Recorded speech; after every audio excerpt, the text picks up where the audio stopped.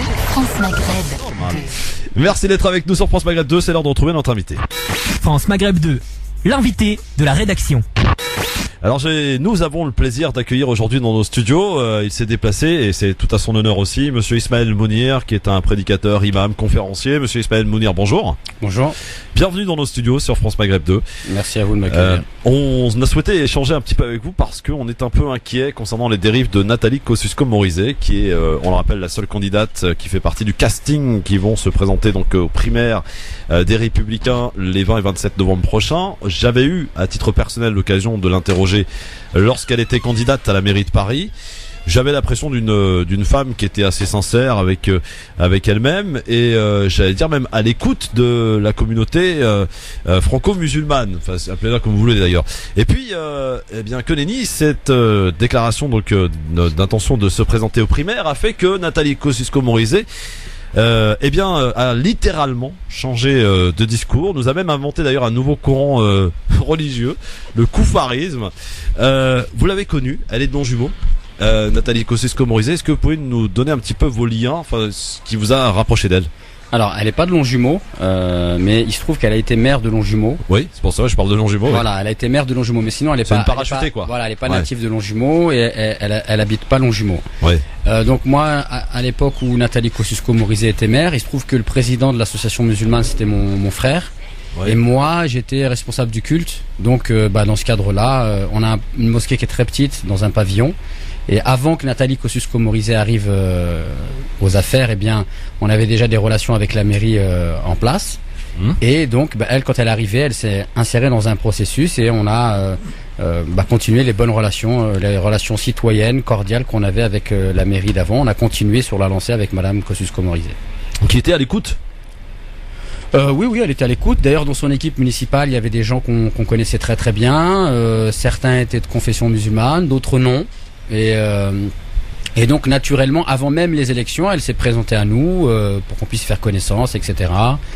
Et elle a écouté nos doléances, etc. On a essayé de faire connaissance et ma foi, c'était plutôt bien parti. Bien parti, vous dites bien parti. Il y a eu un virage? Non, en fait... Alors moi je vous donne c'est un ressenti personnel, ça n'engage que moi. C'est pour ça qu'on vous a invité. Voilà. Je pense que Madame Nathalie Kosciusko-Morizet, même lorsqu'elle était maire de Longjumeau, c'est une personne qui est très ambitieuse et qui avait, si vous voulez, eh bien des aspirations plus nationales. Et par conséquent, peut-être que Longjumeau c'était juste provisoire et un tremplin. Et donc, je pense que dans sa manière de gérer la ville de Longjumeau, notamment par rapport à la communauté musulmane, elle avait très peur que une chose qu'elle puisse faire au niveau local puisse être après avoir des répercussions. Voilà, au niveau national. Donc, avec nous, par exemple, elle avait des positions de principe où elle voulait bien nous aider, mais il fallait pas que trop ça se sache, etc., que ce soit un peu caché, etc. Et puis, dans son discours aussi, moi, ce qui m'avait beaucoup marqué, c'est que le maire d'avant, c'était une personne qui au début voulait pas nous recevoir et à force de courrier, etc., on a réussi à entamer un vrai dialogue et je pense qu'on a réussi sincèrement à le faire évoluer. Ah bon? Or, Madame Nathalie Kosciusko-Morizet, on était dans la même démarche. On s'est dit c'est l'occasion aussi de rencontrer des responsables politiques de premier plan et de discuter avec eux et de leur montrer que en fait les musulmans de France, ça peut être tout à fait des musulmans très attachés à leur religion, mais aussi des Français à part entière et très attachés à la fois à la France, à la culture française. Donc on voulait nous sortir d'un discours porteur d'une vision dichotomique où il y aurait des Français de confession musulmane d'un côté et des Français qui seraient pas de confession musulmane d'un autre côté. Et on voulait être, nous, si vous voulez, incarner une vision un peu plus harmonieuse de la société française. Moi, personnellement, j'ai été très frustré sur ce cadre-là, puisque Madame Nathalie Kosciusko-Morizet, dans les échanges qu'on avait avec elle, elle était vraiment très orientée vers des questions électoralistes. Elle nous parlait de son électorat. Elle est beaucoup dans l'anecdote. Elle nous disait beaucoup, oui, mais quand il y a les prières le vendredi, on m'a dit qu'un tel a fait que, etc. Et donc, c'est très compliqué, si vous voulez, de discuter avec une personne et d'avoir un point de vue extrêmement large, extrêmement profond, d'avoir une vision à long terme, dénuée si vous voulez, de considérations électorales, de sondages, etc. Et d'un autre côté, d'avoir à vous, en face de vous, une personne qui normalement devrait, elle, incarner la cohésion nationale. Et finalement, on s'aperçoit que dans sa carte mentale, et en vérité, c'est autre chose qu'il y a derrière. Les valeurs, les principes, c'est secondaire. C'est d'abord des questions électorales, de communication, d'image. Et d'ailleurs, je pense qu'on peut le voir à l'heure actuelle. Elle incarne pour moi la politique 2.0, la politique people, les mesures cosmétiques et j'en passe. Donc, si je vous comprends bien, Ismaël Mounir, c'est que le virage qu'on semble découvrir aujourd'hui, celui de Nathalie Kosciusko-Morizet, ne vous étonne pas. Alors, son virage par rapport à quoi? Par rapport à la communauté musulmane, par rapport à la communauté musulmane, par rapport à un discours qui se veut plus un discours qui se rapproche de Sarkozy que Juppé, par exemple, si on prend un exemple. Hein. Moi, je pense qu'on a un grand problème en France à l'heure actuelle. Je pense que c'est peut-être lié au niveau moyens de communication, etc. C'est qu'en fait, on lit pas les gens.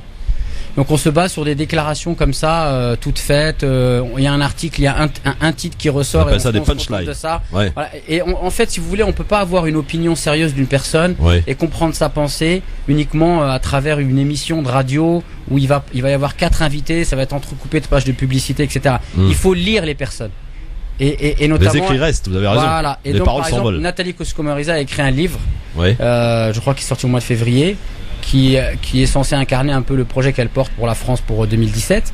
Et dans ce livre-là, il y a un passage sur l'islam que moi je trouve vraiment indigeste. Et à mon sens, ça incarne vraiment le décalage entre ce qu'elle essaye de montrer comme image et ce qu'elle est réellement. C'est-à-dire une personne qui connaît pas la communauté musulmane de France, qui a à mon avis, beaucoup de préjugés et d'a priori, et qui en fait construit par rapport à si vous voulez, à la gestion de l'islam de France, plutôt en fait, on va dire des mesures de qui vont bien passer d'un point de vue com. Et donc, je pense que elle, effectivement, elle est plus au centre elle penche plus du centre que de l'extrême droite, et donc elle se dit qu'elle a un coup à jouer sur le plan électoraliste par rapport à l'électorat du centre et même des musulmans. Et d'un autre côté, il lui faut un marqueur de droite, et effectivement aujourd'hui, eh bien, être dur vis-à-vis de l'islam en général, etc. Eh bien, ça peut lui permettre d'avoir, si vous voulez, un marqueur de droite. Donc on le voit très bien. D'un côté, elle présente des mesures pour faire émerger un islam de France, donc ça lui donne une posture plutôt, on va dire, viable vis-à-vis de la communauté musulmane de France, mais des mesures dont on pourra en parler qui sont très discutables, comme la taxe halal, etc. Et puis d'un autre côté, elle veut incarner quelque chose de dur, et donc elle propose d'interdire donc le koufarisme, le salafisme. Vous connaissez le koufarisme, vous qui êtes un conférencier, un imam, un prédicateur? Je l'ai découvert avec donc d'ailleurs je remercie les conseillers en communication de Nathalie Kosciusko. Ah oui, ils sont très mauvais sur le coup. D'enrichir comme ça notre culture religieuse. Notre vocabulaire qui est déjà bien enrichi avec des mots. Avec un néologisme vraiment inventé là. Ah oui. La sémantique en l'occurrence n'est plus très important dans ce pays. Hein. En tout cas dans la bouche des politiques et des journalistes. Yasser et Hakim, si vous souhaitez interroger évidemment Ismaël Mounir sur ce sujet ou sur d'autres évidemment, profitons de sa présence, j'allais dire, et de son expérience. Vu qu'elle n'est pas son premier coup de communication, parce que j'ai cru comprendre en 2011 ça parlait d'Achille Parmentier. Là, et après ça a été les enfants qui arrivaient en retard à l'école parce que ah oui, on se souvient de cet épisode, c'est vrai. Elle n'est pas son premier épisode, Christophe. Oui, c'est vrai. Non, les enfants qui arrivent en retard à l'école parce que les parents les forcent à faire la prière du matin. Et là maintenant, elle parle de koufarisme. Donc, ce que je me dis, toi qui l'as connu en fait, plus ou moins, hein. Est-ce qu'il y a elle pour exemple, mais de manière étendue à l'ensemble on va dire des personnes de la classe politique qui s'intéressent à l'islam, on va dire ça comme ça, mais est-ce qu'il y a un espoir en fait de leur parler, de leur faire comprendre que vous délirez? Est-ce qu'il y a un espoir de créer du dialogue malgré ces délires? Parce que c'est du délire. Moi, je pense que en fait, il faut pas désespérer de faire entendre raison aux responsables politiques. Seulement, en fait, pour leur faire entendre raison, il faut que la conscience politique de la masse, elle monte. C'est-à-dire qu'on a quelque part, on a les politiques qu'on mérite, d'accord ? Voilà. Là, par exemple, nous, effectivement, eh bien, moi, ce dont je me réjouis, c'est que suite à ça, la communauté musulmane de Longjumeau qui a été sous le choc, il y a eu plusieurs courriers qui ont été faits. Il y a eu même un courrier qui a été publié dans le Nouvel Observateur, mais en fait c'est si vous voulez des gens qui contribuent sur un site internet, etc. D'une femme qui fréquente notre mosquée et qui est cadre et qui a écrit et qui connaît très bien la mosquée de Longjumeau et qui savait la nature des relations qu'on avait avec Nathalie Kosciusko-Morizet. Oui. Mais hélas, si vous voulez, on s'aperçoit que la conscience politique de la masse des gens, en fait, du peuple de France, j'ai envie de dire, elle a tellement chuté que finalement, on vote pour quelqu'un, on s'excite pendant les élections, législatives, municipales, présidentielles, et puis après on le laisse. Et puis pendant 5 ans, il fait ce qu'il veut. Mais toi, en tant que responsable d'une association musulmane ou conférencier, la masse dont tu parles, il serait pas plus pertinent de parler de la masse de Français musulmans Non, moi est-ce qu'ils sont en face d'une réalité où il faut qu'ils prennent conscience vraiment de l'importance de la politique? La masse des musulmans par rapport aux faits politiques, je vois qu'ils sont. Je fais pas de différence avec si tu veux, les Français qui seraient pas de confession musulmane. Oui, mais c'est-à-dire qu'il y a un désintéressement par rapport aux affaires, aux questions politiques. Il y a, si tu veux, un abaissement, mais qui est hallucinant du niveau du discours politique, d'accord? Oui. On joue sur les émotions, sur les sensations, on fait des effets d'annonce, etc. Mais c'est les musulmans qu'on pointe du doigt. D'accord, mais je te dis, les politiciens de manière générale, par exemple, quand c'est des élections, la manière dont on traite la question économique, par exemple, mais je veux dire, il suffit d'avoir un minimum de culture économique pour savoir qu'on nous raconte n'importe quoi. On te parle de la France comme si on était dans une économie fermée alors qu'on est dans une économie ouverte, etc. Donc si tu veux, à partir du moment où on est dans une société qui est dans le tout pour le divertissement, la futilité, la superficialité, qu'on abaisse le niveau de culture, qu'on abaisse le niveau de vocabulaire, etc. Quelque part, on laisse, si tu veux, le champ à des gens qui vont venir, qui sont instruits, qui maîtrisent la communication et qui vont nous endormir avec des discours, etc. Simplistes. Et cette affaire de NKM, c'est pas l'occasion pour vous en tant que, enfin vous, toi et les confrères conférenciers de sensibiliser les Français, les musulmans français qui sont habilités à avoir la carte d'électeur, Christophe, j'en reparle. Oui. C'est pas une occasion d'en parler, de les inciter, de leur dire réveillez-vous, avant le 31 décembre, il fallait prendre sa carte pour participer et s'exprimer. Mais j'ai même envie de te dire que moi, en tant que citoyen français, j'ai même envie de me servir de cette histoire pour inviter tous les Français à s'intéresser à la question politique, à demander des comptes à leur politique et à prendre une carte d'électeur. Pas simplement parce que même par exemple dans la ville là, t'as des Français qui sont pas de confession musulmane et que si demain on construit une mosquée, ils sont impactés. Donc quelque part ils sont aussi concernés par la manière dont la maire elle gère la ville. Comment à un moment donné, on nous prête des gymnases pour la fête de l'Aïd, on fait un certain nombre de choses et après on va dire dans les plateaux de télévision qu'en fait c'est une mosquée dangereuse, c'est du salafisme, c'est le terreau du terrorisme. Je veux dire, on est dans un jeu extrêmement malsain. Et le but du jeu, moi si je suis français, certes je suis musulman, je suis français, ce que je veux c'est le bien de mon pays. Et pour moi, le bien de mon pays, c'est qu'on puisse vivre dans la liberté, l'égalité, la fraternité, la prospérité, et pas qu'on nous oppose les uns aux autres en jouant sur les peurs, en exacerbant les tensions communautaires, etc., etc. Yasser.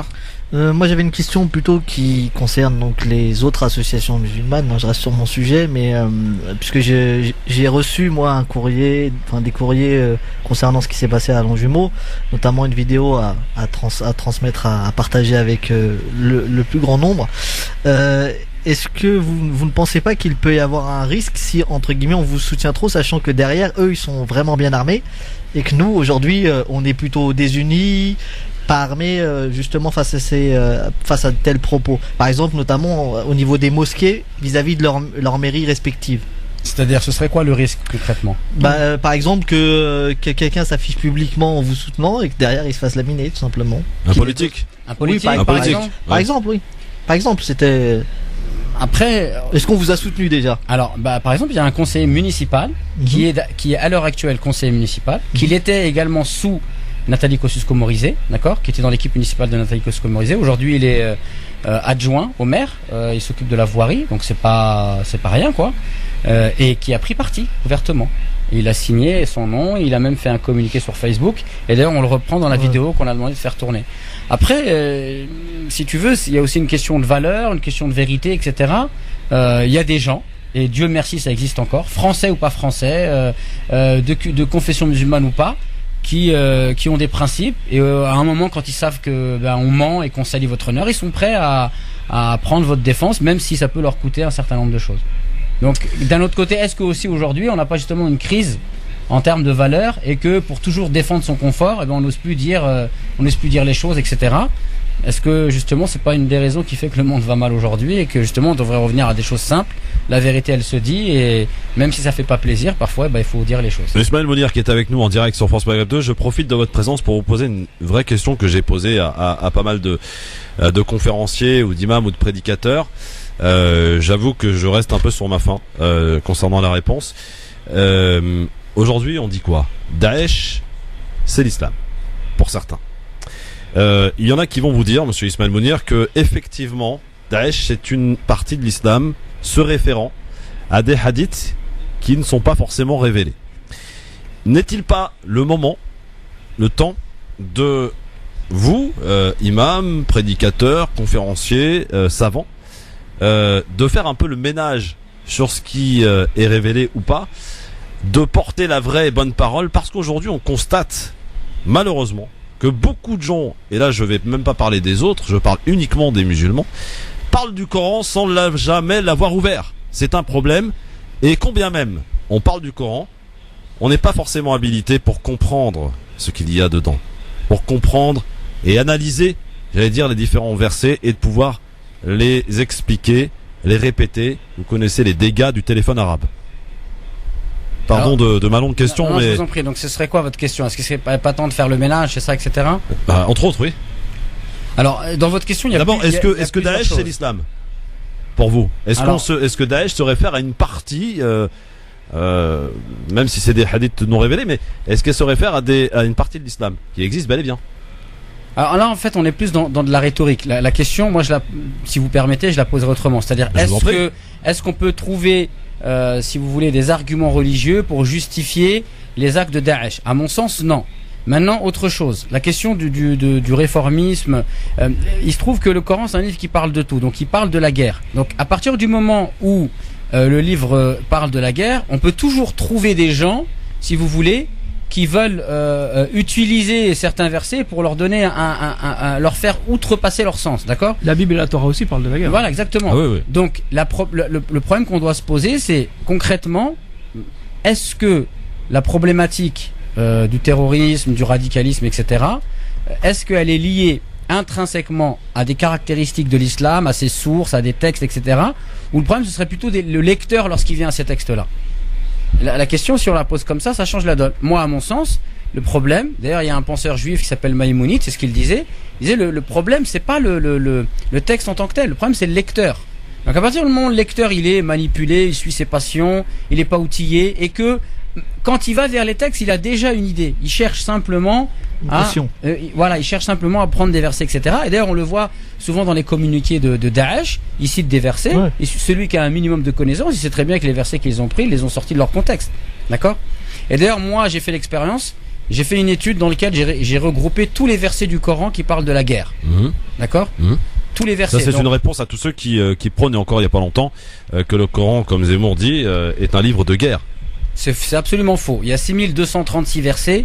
Les passages qui parlent de la guerre, ça fait même pas 5%.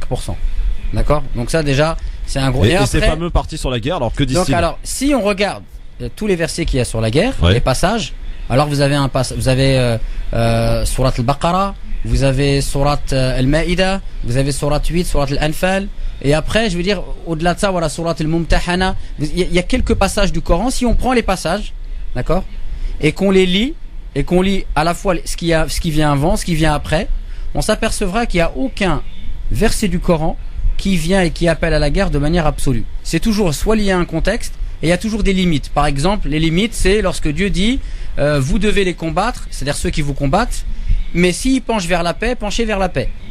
C'est clair là. D'accord? C'est clair, il n'y a pas plus clair. Donc, et quand c'est expliqué comme ça, si c'est parfait. Mais si par exemple, quand un gars d'extrême droite, d'accord, il veut faire le film Fitna, qu'est-ce qu'il fait? Il prend simplement des passages du Coran, il coupe et il les décontextualise. Je vais vous donner un exemple qui est frappant. Si vous ouvrez la sourate 60, Surat al-Mumtahana. Surat al-Mumtahana, elle est dans... Déjà, al-Mumtahana, qu'est-ce que c'est? C'est examiner. Et l'imtihan. Et en fait, c'est examiner des femmes qui venaient de la Mecque à Médine, et il fallait les examiner. Pourquoi? Parce que c'est une période de guerre. Les Médinois et les Mécois, ils sont en guerre, et les Mécois, ils pouvaient envoyer des personnes, les espions, l'hypocrisie, donc on demande de les examiner dans leur demande d'asile. Si elles sont sincères, ils les acceptent, il n'y a pas de problème. Et donc c'est une sourate qui parle dans un contexte de guerre, d'espionnage, de stratégie, etc. Les premiers versets sont extrêmement durs. Mais qu'est-ce qui se passe? Il faut lire jusqu'au bout. Le verset 8 ou le verset 9, qu'est-ce qu'il nous dit? Il est descendu dans un contexte précis lorsque une des femmes du prophète, elle a eu un membre de sa famille non musulman qui a voulu lui rendre visite. Et elle s'est interrogée, est-ce que je peux le faire rentrer chez moi ou pas? Et le prophète lui a dit, tu fais comme tu veux. Et là, il y a un verset du Coran qui est descendu. La yanhakumullah anil ladhina lam yuqatilukum fid din wa lam yukhrijukum min diyarikum an tabarruhum wa tuqsitu ilayhim inna Allaha yuhibbul muqsitin. Allah ne vous défend pas envers un peuple qui ne vous a pas combattu pour votre religion et qui ne vous a pas expulsé de vos demeures. An tabarruhum. Tabarruhum, c'est que vous soyez bienfaisant, c'est le même terme qu'on emploie en arabe, al-bir al-walidain, pour les parents. Donc c'est extrêmement fort. Et que vous soyez équitable, car Allah certainement aime les gens équitables. Donc dans un contexte de guerre, encore clair là. Dans un contexte de guerre, lorsque les musulmans ils sont en guerre et lorsque des versets sont venus demander aux musulmans de faire face à des gens qui voulaient les attaquer, eh bien regardez la juste mesure. Ah, attention, tout le monde n'est pas à prendre dans le même sac. Et ceux qui vous font pas la guerre, ceux qui cherchent pas à vous nuire, eh bien etc. Alors, qu'est-ce que demande l'islam? Eh bien la bienfaisance et l'équité. La grande miséricorde. Ismaël Mounir est avec nous. Est-ce que vous pouvez nous accorder encore 2 petites minutes, parce que c'est très intéressant, et là on est en train finalement de répondre à des questions qu'on se pose, que les auditeurs auditrices je pense se posent aussi.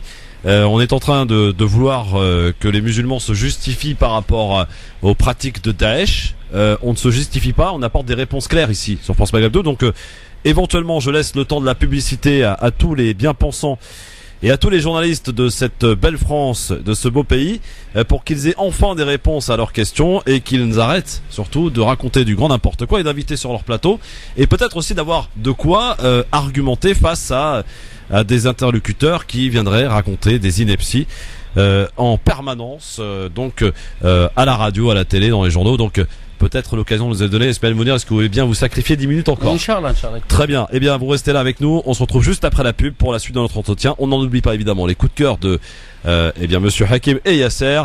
Puis on va parler un peu d'actu aussi, parce que il y a l'actu qui presse, qui est là. Je rappelle donc à propos de l'affaire Cahuzac tout à l'heure, le procureur a demandé 3 ans de prison ferme pour Cahuzac, 2 ans pour sa femme et 5 ans d'inéligibilité. La condamnation n'est pas encore tombée. Ni arrivé. Suspense, exactement. Yes, comme le suspense de retrouver Ismaël Mounir dans un instant, mais j'ai encore quelques questions. Je suppose que vous aussi. À tout de suite.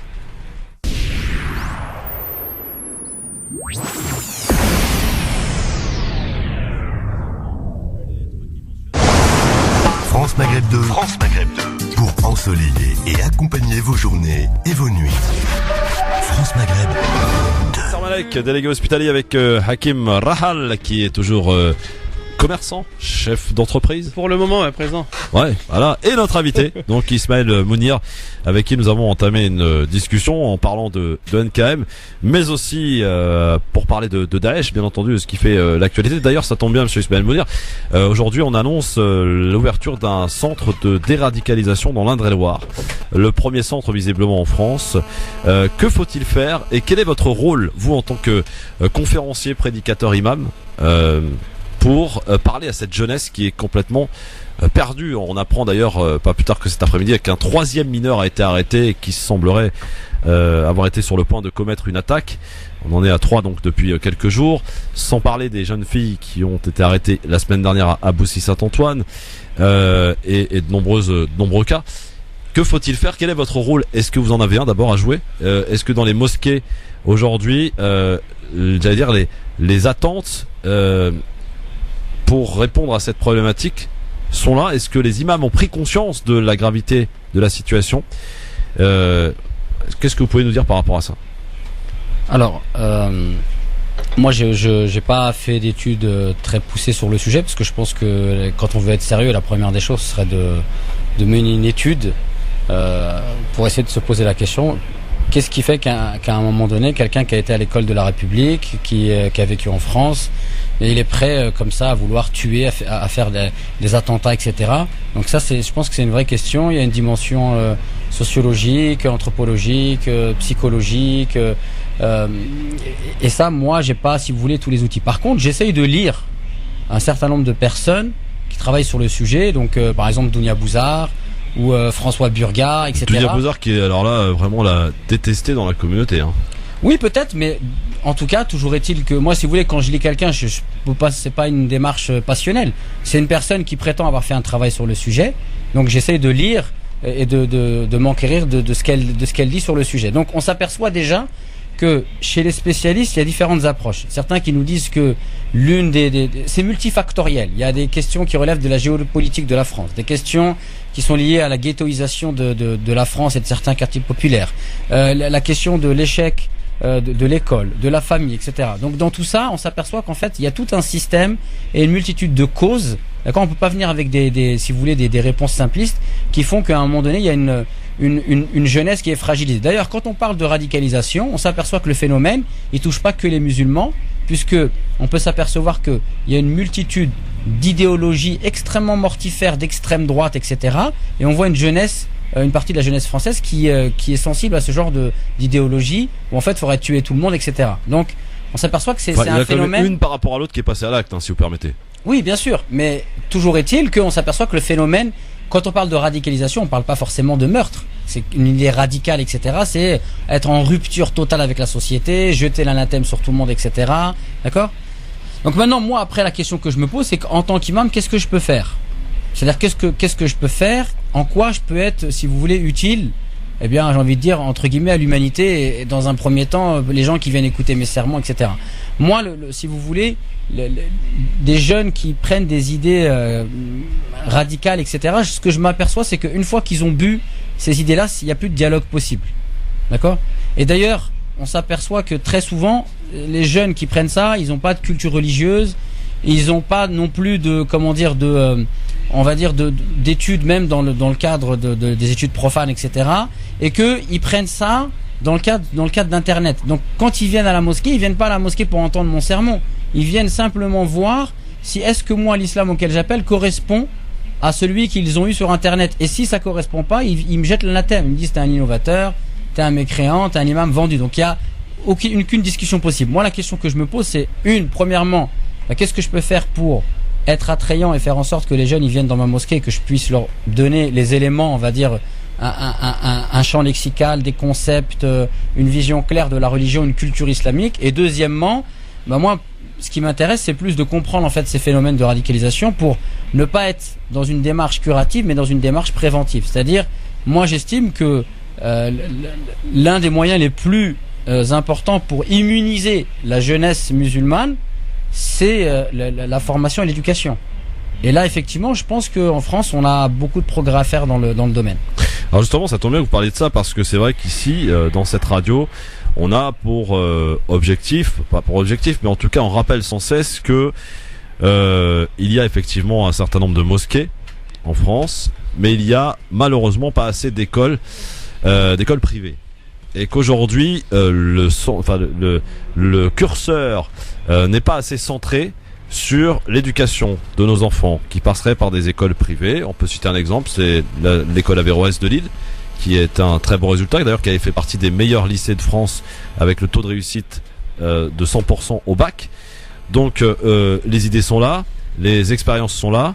Pourquoi, encore une fois aujourd'hui, on insiste à essayer dans les différentes associations plus de monter des mosquées alors qu'il y en a quand même partout, plutôt que de se concentrer plus sur des écoles et penser, si vous voulez, non pas aujourd'hui mais à demain, en l'occurrence à nos enfants. Alors, moi, au risque de vous surprendre, je suis pas spécialement en phase avec cette idée. Déjà, premièrement, la différence entre une école et une mosquée, c'est que les enfants, s'ils n'ont pas d'école privée, ils ont toujours l'occasion d'aller à l'école de la République, l'école publique, d'accord ? La mosquée, si on construit pas de mosquée, les gens, ils ont nulle part où aller. Donc déjà, on peut pas mettre sur le même pied d'égalité, si vous voulez, la nécessité de la mosquée et la nécessité des écoles. Selon les instances françaises, on estime qu'il faudra encore 2000 mosquées. Même si c'est vrai qu'il y a eu un boom des mosquées, mais vous savez, quand vous partez de zéro, quand vous partez de rien, alors oui, on voit qu'il y a un boom des mosquées, mais ça fait que répondre, si vous voulez, à un besoin réel. C'est-à-dire qu'il y a un véritable besoin de mosquées. Et on estime qu'il faudrait... alors, les chiffres, ils datent, ils ont 2-3 ans. Mais il y a 2-3 ans, on disait qu'il fallait encore 2000 mosquées pour combler les besoins. Ensuite, autre chose. Cette histoire d'école privée musulmane, en fait, est-ce qu'on peut considérer un système où les enfants, ils iraient à l'école française et qu'à côté de ça, il y a des centres culturels où les mosquées, en fait, elles donnent une éducation religieuse. On peut tout à fait envisager ce genre de système, d'accord ? Là, ce qui est en train de se passer, c'est qu'on idéalise les écoles privées musulmanes. Les écoles privées musulmanes, elles sont loin d'incarner un modèle éthique. Par exemple, vous citiez l'école de Lille, Averroès. Averroès, ils ont 100% au bac, mais le problème c'est que c'est une école privée, on paye et ils prennent les gens sur la base de 14 sur 20. Moi, si j'ai été, prof à l'éducation nationale, si vous me donnez des élèves en seconde qui ont 14 sur 20, et je vous dis ils ont eu 100% au bac, j'ai pas fait un exploit. Maintenant, la question qu'on peut se poser, concrètement, pour juger la qualité de l'école musulmane Averroès, concrètement, qu'est-ce qu'ils apportent d'un point de vue enseignement culturel, enseignement éthique musulmane. C'est sur ça qu'on devrait se poser. Quand on se pose sur ça, on s'aperçoit par exemple sur les bulletins, ils mettent pas éthique musulmane, c'est pas noté parce qu'ils veulent pas. Et donc c'est ça. Nos écoles privées, pour les lycées notamment, très souvent ça devient des boîtes à bac. Et moi j'ai même été confronté souvent à des situations où par exemple une école musulmane, alors c'est pas Averroès, je citerai pas son nom, d'accord, elle interdisait à un élève de se présenter en terminale pour le bac parce que ils étaient pas sûrs qu'elle puisse avoir qu'il puisse avoir le bac, et donc ils ont dit si tu vas te présenter et tu l'as pas, tu vas baisser nos statistiques, mais tu te présentes pas, ou alors tu te présentes en candidat libre. Donc vous voyez ce que je veux dire. Donc il y a beaucoup de questions qui sont en périphérie, l'islam de France, etc. Le problème c'est qu'en fait toutes ces questions là c'est des questions sérieuses qui demandent réellement d'être si vous voulez avisées, de pas venir avec une approche partisane et d'essayer de regarder ce qui est le mieux pour la communauté musulmane. Alors qu'est-ce qui est le mieux aujourd'hui selon vous? C'est de continuer à construire des mosquées? Non, c'est pas ça. Déjà la première chose c'est qu'il faut déjà se poser la question des écoles. C'est-à-dire dans quelle mesure il faut une école musulmane.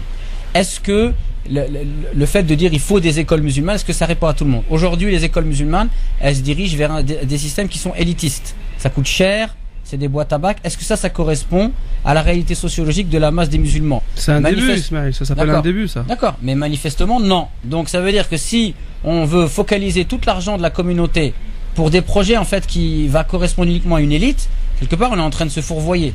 D'accord? Et qu'est-ce qu'on va faire de la majeure partie des jeunes musulmans qui vont continuer à aller à l'école publique? Est-ce qu'on peut pas trouver un système intermédiaire, c'est-à-dire de dire bah oui, ceux qui veulent des écoles musulmanes, bah ils en trouveront, mais c'est pas tout le monde qui voudront des écoles qui pourront mettre leurs enfants dans les écoles musulmanes. Qu'est-ce qu'on leur propose? Est-ce qu'on peut pas proposer en dehors des écoles de l'école de la République, eh bien des endroits où les enfants, eh bien ils peuvent faire du sport et si vous voulez, ingurgiter ou apprendre des éléments de leur culture musulmane qui va leur permettre d'être bien dans leur culture musulmane et en même temps d'être bien en France. Mais c'est pas forcément, je comprends si je me permets, c'est pas forcément le projet de l'éducation nationale.